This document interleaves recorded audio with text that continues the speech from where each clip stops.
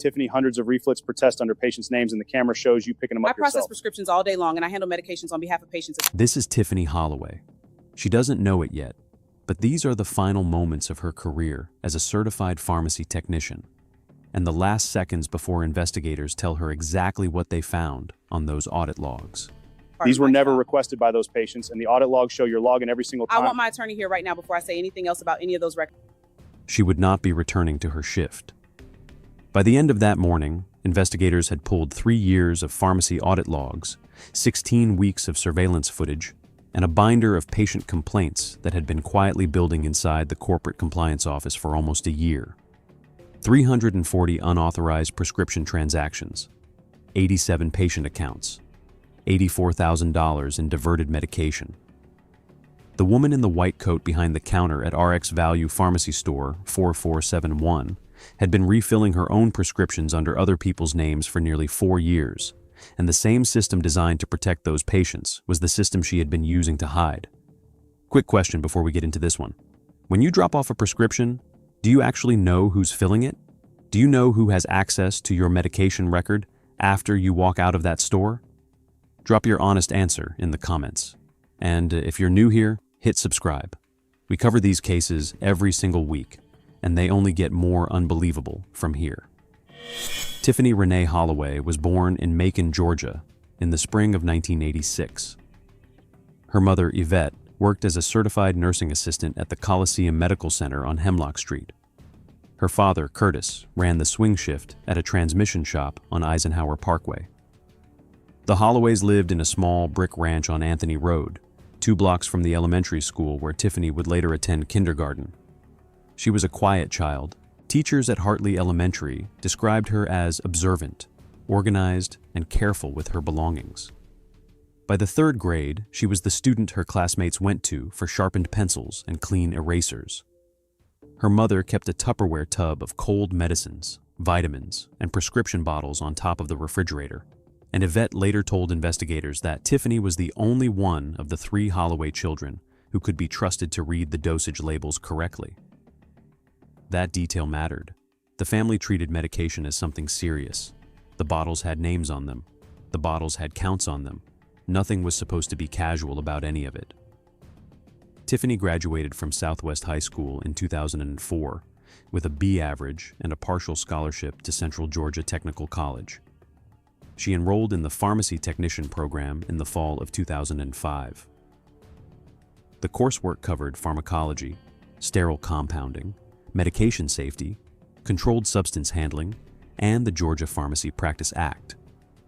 Her instructor, a retired hospital pharmacist named Don Holcomb, wrote in her final evaluation that she was, in his words, precise to a fault, with strong professional instincts and an unusually careful approach to handling Schedule II medications. She passed the National Pharmacy Technician Certification Board exam in May of 2007 on her first attempt. Her registration number was filed with the Georgia State Board of Pharmacy that same month. She was 21 years old. Her first job was at a small, independent pharmacy on Forsyth Road. The owner, a second-generation pharmacist named Earl Mabry, paid her $10.25 an hour to handle data entry, refill calls, and inventory counts. She stayed for almost 3 years. When Mr. Mabry retired and sold the business in 2010, he wrote her a letter of recommendation that called her the most dependable technician he had employed in 31 years of practice. In April of 2014, Tiffany was hired by RX Value Pharmacy, a regional chain with stores across central Georgia, Alabama, and the Florida Panhandle. Her starting wage was $15.40 an hour. She was assigned to store 4471 on Riverside Drive in Macon, a busy location attached to a strip plaza between a Publix supermarket and a Verizon storefront. The store filled an average of 420 prescriptions a day, with a higher than average proportion of controlled substance refills because of a nearby pain management clinic. She was good at the job. Her annual reviews used the same language year after year: detail-oriented, reliable, demonstrate strong technical competence, trusted with sensitive workflows. By 2016, she had been promoted to lead technician, a position that included key holder responsibility, opening duties, and oversight of the controlled substance log. Her wage rose to $19.10 an hour. She trained new hires. She managed the drive-through queue. She closed the safe at night. In 2017, Tiffany married a long-haul truck driver named Tiffany Holloway. They bought a 3-bedroom house on Ivy Circle in the Bloomfield neighborhood. Their son, Marcus, was born in the summer of 2018. By every measurable standard, she was a woman who had built a steady, professional life out of careful work and quiet patience. Her colleagues at Store 4471 thought of her as the technician who never made errors. Her supervising pharmacist, Dr. Vikram Patel, said she was the one person on the floor he never had to double-check. That trust would become the foundation of everything that came next. To understand what Tiffany Holloway did, you have to understand how a modern retail pharmacy actually works, because the betrayal was not loud. It was procedural. It was buried inside the same workflow that protects every other patient who walks up to a counter and asks for a refill. RX Value Store 4471 ran on a software platform called PharmaLink, used by thousands of retail locations across the southeastern United States. Every patient who filled a prescription at the store had a profile in PharmaLink.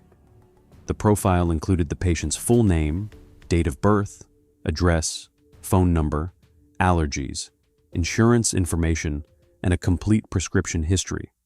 It tracked every active prescription, every authorized refill remaining, every controlled substance dispensed, and every interaction with the pharmacy staff. When a refill request came in, whether by phone, by the patient pressing a button on a touch-tone system, or by a technician entering it manually at the counter, the system generated a refill order. That order moved through 3 stages. First, data entry, where a technician confirmed the patient information and the medication details. Second, fill, where the pill counter pulled the medication from the inventory shelves and placed it in a vial. Third, verification, where the supervising pharmacist physically inspected the vial against the original prescription and signed off before the medication was placed in a bin for pickup. That last step, the pharmacist verification, was supposed to be the firewall. A pharmacist had to lay eyes on every fill before it could leave the counter. In a busy store with 400 prescriptions a day, that meant one pharmacist verifying roughly 50 fills an hour during peak shifts, often while answering phone consults, counseling walk-up patients, and reviewing drug interaction warnings on the screen. The vulnerability was not in the verification itself. It was in what happened after. Once a vial cleared verification, it went into a will call bin, organized alphabetically by patient last name. It sat in that bin until the patient or an authorized representative arrived at the counter to pick it up. At pickup, the patient signed an electronic signature pad. For controlled substances, the technician was supposed to ask for photo identification and log the ID number into the system. Was supposed to. The Georgia Pharmacy Board's audit reports from 2019 and 2020 had already flagged that compliance with the photo ID requirement at high-volume retail stores was inconsistent. In practice, at busy windows with long lines, a familiar face and a smile were often enough. Regular customers were waved through. Trusted technicians were given the benefit of the doubt by their own colleagues. The system relied on the integrity of the people inside it. The 400 patients who walked up to the counter at Store 4471 every day were trusting 3 things. They were trusting the pharmacist's verification. They were trusting the integrity of the will call bin. And they were trusting that the technician handing them the bag was handing them their own medication, filled under their own name, against their own valid prescription. Tiffany Holloway understood every one of those trust points better than any patient could have. She had been working inside the system since 2014. She knew exactly where it bent. The first confirmed unauthorized transaction occurred on a Tuesday morning in October of 2019. The patient on the account was a 71-year-old retiree named Roberta Mae Ellis, who lived in a senior community on Vineville Avenue. Mrs. Ellis had a standing prescription for hydrocodone acetaminophen, 5 milligrams, for chronic lower back pain. She picked it up roughly every 28 days. On October 8, 2019, at 7:46 a.m., the PharmaLink system logged a refill request entered manually under user ID Holloway. The medication was filled at 8:12 a.m. Dr. Patel verified the vial at 8:19 a.m. and placed it in the will call bin. At 8:34 a.m., the system logged a pickup transaction under Mrs. Ellis's account. An electronic signature was recorded. The transaction note read, "Patient picked up." Mrs. Ellis was, at that moment, sitting in her living room 3 miles away, watching the morning news. She had not requested a refill. She had not visited the store. She had not signed anything.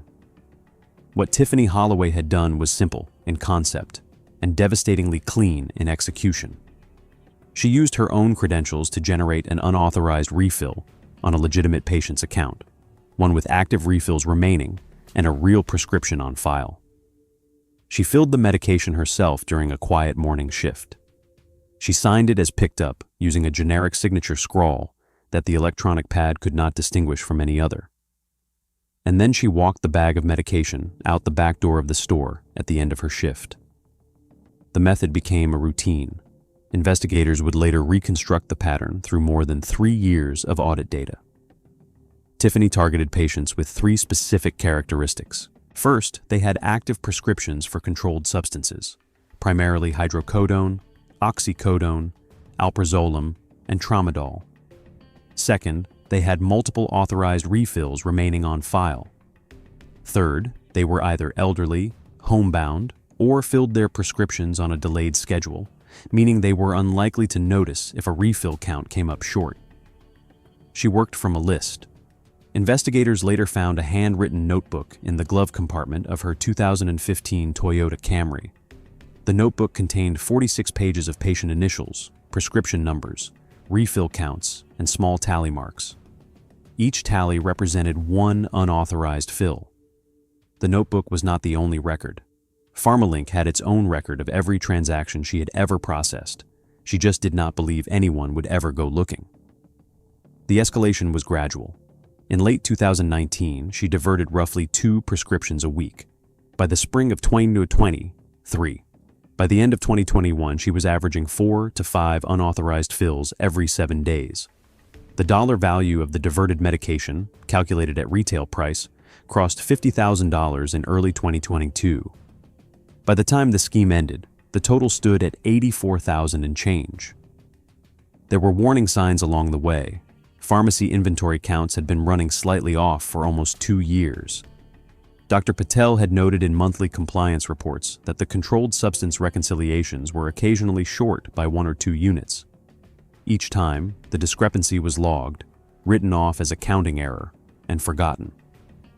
The store's parent company, RX Value Holdings, ran its centralized audits on a 6-month cycle, and the losses at store 4471 sat just below the threshold that would have triggered an external review. Coworkers noticed nothing. Tiffany came in on time. She trained the new hires patiently. She covered shifts when other technicians called out sick. She brought homemade peach cobbler to the break room every August for Dr. Patel's birthday. By every visible measure, she was the most trustworthy person behind the counter. She knew the patients by name. She knew their medications. She knew their schedules. She knew which ones lived alone, which ones had memory issues, which ones had family members who picked up their prescriptions for them. She had spent 5 years learning the rhythm of that pharmacy, and then she had spent 4 years exploiting it. The unraveling started with a phone call on a Wednesday afternoon in February of 2023. The caller was a 74-year-old retired schoolteacher named Eleanor Brightwood, who lived in a tidy 2-bedroom condominium off Forsyth Road. Mrs. Brightwood had been a customer at store 4471 for 9 years. She had a standing prescription for alprazolam, 0.5 milligram tablets, for the anxiety she had developed after her husband's death in 2018. Mrs. Brightwood was meticulous about her medications. She kept a small spiral notebook on the kitchen counter where she logged every pickup, every dose, and every remaining refill. On the afternoon of February 15, 2023, she walked into the pharmacy with that notebook in her purse. She approached the counter and asked to pick up her monthly refill. The The technician on duty checked the system and informed her that her prescription had already been picked up 6 days earlier, on February 9th. Mrs. Brightwood opened her notebook. February 9th, she said, had been her grandson's 8th birthday party. She had been in Athens, Georgia, 93 miles away, from Thursday evening through Sunday afternoon. She had not been in Macon. She had not been to the pharmacy. She had not picked up anything. The technician at the counter that afternoon was not Tiffany Holloway. Tiffany was off shift that day. The technician escalated the question to Dr. Patel, who pulled the transaction record on his terminal. The pickup on February 9th showed a signature on the electronic pad and a system note reading patient picked up. The user ID logged at the time of the pickup transaction was Holloway. Dr. Patel asked Mrs. Brightwood to wait. He pulled the store's interior surveillance footage from the morning of February 9th. The footage showed Tiffany Holloway, in her white pharmacy coat, retrieving a vial from the will call bin labeled Brightwood, scanning it through the pickup terminal, and walking it directly back through the prescription area, where she placed it inside a small black tote bag tucked under the data entry counter. At no point during the entire transaction did Mrs. Brightwood appear in the frame. At no point did any other customer approach the counter. The vial left the bin and went directly into Tiffany's bag. Dr. Patel did not say anything to Tiffany. He waited until the end of her next shift, then escalated the matter to the corporate compliance office at RX Value Holdings the following morning. We're heading into the investigation now. If you've made it this far, you already know this channel doesn't sugarcoat these cases. Subscribe if you haven't yet, and share this one with somebody who picks up a prescription every month. The audit findings that come next are worse than anyone at that pharmacy realized. The corporate compliance team at RX Value Holdings opened an internal investigation on February 17, 2023. The lead investigator was a former DEA diversion analyst named Karen Esparza, who had spent 12 years auditing retail pharmacies before moving into private compliance work. She arrived at store 4471 on the morning of February 20th with a laptop, a portable external drive, and a court-admissible chain of custody form. Esparza pulled 3 years of audit logs from the PharmaLink server. She cross-referenced every controlled substance transaction processed under user ID Holloway against the corresponding patient pickup records. The pattern was immediate and overwhelming. She identified 240 unauthorized refill transactions in the first 48 hours of her review. That number would grow to 340 by the end of the investigation. She then pulled the store's surveillance archive. RX Value stores retained interior video on a rolling 16-week buffer, which meant Esparza had usable footage going back to late October of 2022. She queued up clips for 38 of the most recent suspect transactions. In 36 of them, Tiffany Holloway was visible on camera, retrieving the prescription bag from the will call bin and placing it into the same black tote, or, on 3 occasions, walking it out the back door of the pharmacy at the end of her shift. On February 24, 2023, Esparza contacted the Bibb County Sheriff's Office. The case was assigned to Detective Marcus Whitfield of the Financial Crimes Unit. Whitfield reviewed the evidence package over the following week and brought in DEA diversion investigator Christopher Reyes as a parallel federal contact. Detective Whitfield and investigator Reyes interviewed 11 of the affected patients between March 6th and March 14th, 2023. Every patient confirmed the same thing. They had never authorized the refills. They had never picked up the medication. Several of them had been told by family members or by their own pharmacist that prescriptions had already been collected on dates they could prove they were not in Macon. Reginald Mosley, a 68-year-old Vietnam veteran on a fixed disability income, said his oxycodone refill in November of 2022 had been logged as picked up on a day he had been hospitalized for pneumonia. He had the discharge paperwork. The pickup signature on file at the pharmacy was a scrawl that bore no resemblance to his own. Another patient, a woman with mid-stage Alzheimer's whose adult daughter handled her medications, had been listed as picking up 4 separate refills in the last 6 months, all on days the daughter could account for hour by hour. A search warrant was executed at Tiffany Holloway's residence on Ivy Circle on the morning of March 21, 2023. Officers recovered the notebook from her Camry. They recovered 17 unmarked prescription vials from a locked plastic tub in her bedroom closet, containing a combined 640 individual tablets of various controlled substances. They recovered a printed spreadsheet from her home computer, listing the names, dates of birth, and prescription details of 41 patient accounts. The smoking gun, the surveillance footage, was already in evidence. She was placed under arrest at 11:47 a.m. that same morning in the parking lot of store 4471 as she walked toward the back entrance of the pharmacy to begin her shift. The arrest itself was quiet. Detective Whitfield approached her with 2 uniformed deputies as she stepped out of her Camry. He identified himself, advised her of the warrant, and asked her to place her hands on the hood of the vehicle. She did not run. She did not raise her voice. She set down the insulated lunch bag she was carrying and placed her hands on the warm metal of the hood. The body cam footage captured the full exchange. "Mrs. Holloway, we have a warrant for your arrest on charges of prescription fraud, identity theft, and falsification of pharmacy records. Do you understand what I'm saying to you?" "I understand. Is there anything in this vehicle or on your person we need to know about for officer safety?" "No, there's nothing. We've reviewed the audit logs and the surveillance footage from your store going back to October. Do you want to make a statement at this time?" She did not answer for almost 12 seconds. The footage shows her staring down at her own hands on the hood of the car, her shoulders rising and falling once with a slow breath. "I know what this is about. Mrs. Holloway, anything you say can be used against you. Do you want to continue, or do you want a lawyer present?" "I want a lawyer." She did not say anything else.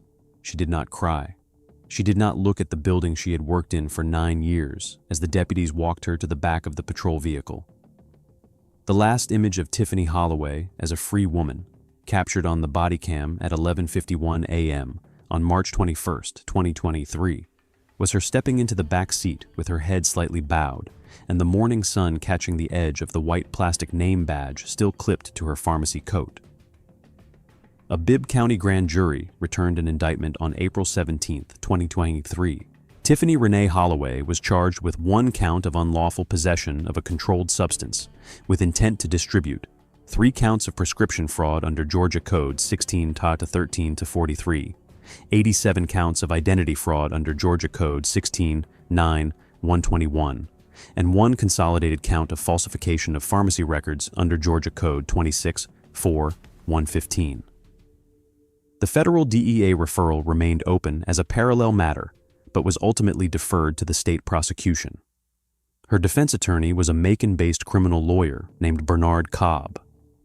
Cobb attempted to negotiate a structured plea agreement that would have reduced the identity fraud counts in exchange for full restitution and cooperation with the DEA's broader review of diversion practices at retail pharmacies in the region.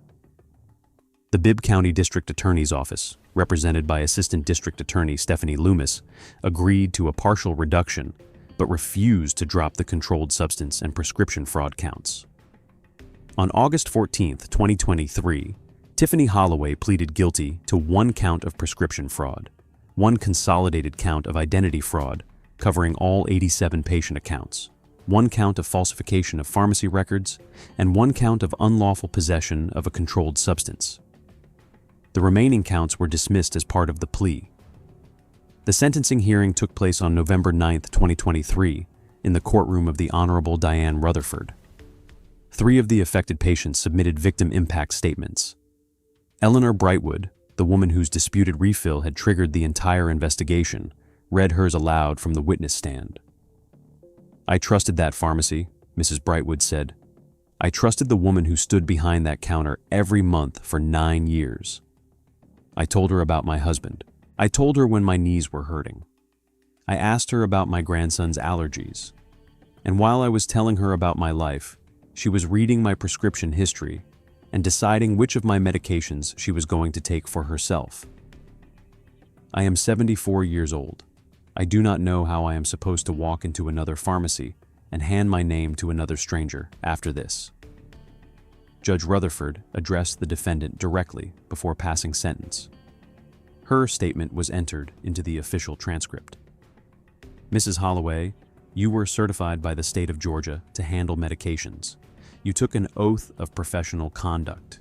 You were placed in a position of trust by every patient who walked into that store, by every physician who wrote a prescription for one of those patients, and by the colleagues who relied on you to do your job honestly. You did not make a single mistake.